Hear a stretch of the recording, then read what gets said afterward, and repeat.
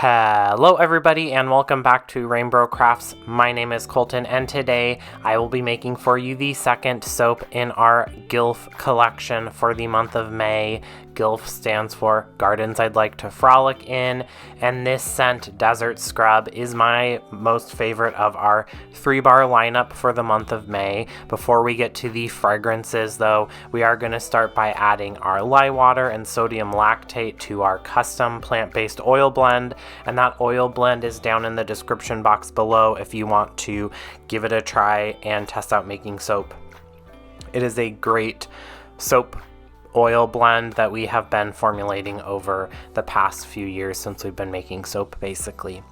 We'll blitz this up till it comes to a nice light trace, and we will then be adding in some exfoliant, and by some I mean all of our exfoliants that we have in the studio. So we have jojoba beads, pumice, some coconut husk, and also some green coffee husk hulls and some walnut shells as well. We will then add the fragrance oil, which is called Sagebrush from Shay and Company.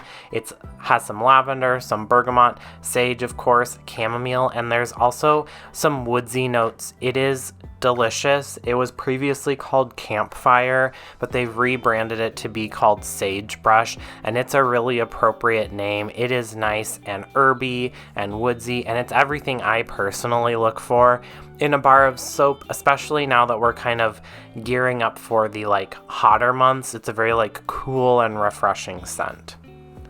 We will then blitz this up until it comes to a nice light trace. I will be doing an in the pot swirl for this soap, which is a design technique we don't use too often, but I actually used it twice in this G.I.LF collection just because something in my brain was wanting to do that.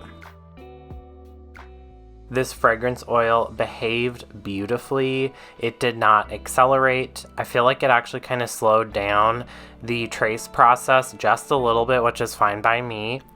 It also held on to its scent really well, which is great. Now that is to the consistency I want, I've separated it off into 3 basically equal parts.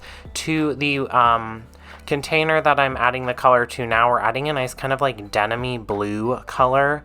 This is a Candle Science and Mad Micas collaboration blue. Do not remember what the name is because I'm not very good at that. And then this green is a custom green that I made using a couple different greens. I wanted a sage green, and we didn't have one of those in our mica collection that you can kind of see behind me on the right hand side of the screen, and I do apologize if you hear chihuahuas in the background. They're just saying hi. I will then blitz these up until the colors have mixed through, but I do not want to have them thicken up too much because we're doing an in the pot swirl. So I want all of the consistencies, all 3 batters, to be more or less the same. And since all of our other ingredients are mixed in, this is purely to distribute the colorant evenly. And then we'll just do a big ol' swizzle of soap batter, alternating one clockwise, one counterclockwise, and then I am going to just pour all of that into our soap mold here. I love in the pot swirl designs, but I also am the most suspicious or weary of it because it looks not nice in the slab.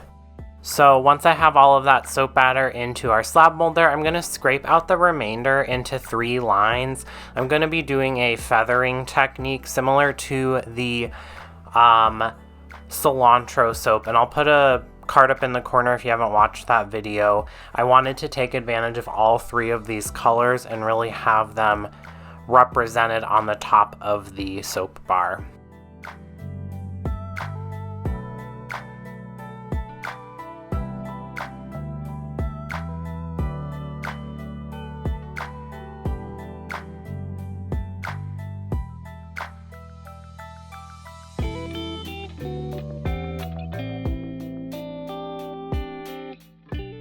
Alright, and now that we have all of that soap batter onto our slab, I'm going to zoom in the camera just a little bit, and we will break out my chopstick, and then I will be doing that feathering technique. And this color combination is exactly what I was going for. It is giving like a high desert, sagebrush, kind of like, I was imagining like twilight time of day. I then decided I wasn't super attached to the chevron design, so I am going in and swirling the colors together too. I just thought this would add a nice kind of something extra.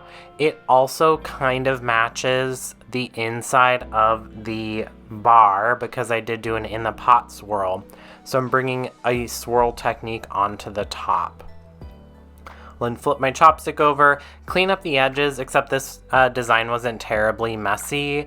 And then we will spritz this with some rubbing alcohol to prevent soda ash, and clean up the edges and tuck this away for 24 hours. And then it is time to unmold and slice up, and we get to see what our in the pot swirl looks like. Like I was saying, an in the pot swirl always kind of looks ugly when you add it into the mold because all of the colors are kind of jumbled together. So it is kind of a trust the process situation where you won't really know what you get until you slice it up. You can kind of more or less guess what a drop swirl is going to look like. Obviously, layers are going to look like. This is one where you really don't have any control because it matters based on how you poured the batter into the mold or the Cambro and a lot of other variables.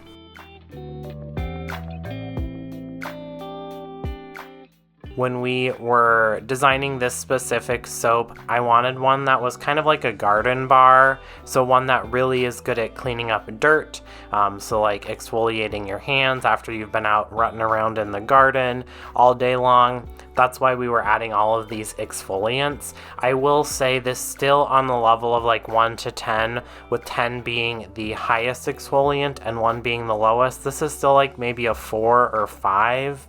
Our most scratchy exfoliant is the green coffee bean hulls. Those ones I added like a 1/4 teaspoon for the whole entire Cambro of soap batter. So they are very minimal. All of our other exfoliants are like polishing exfoliants. So it just makes you feel nice and smooth, but you could use it every day and it's not gonna hurt anything. So my question for you all is, have you been to a high desert region before? And if so, where was that?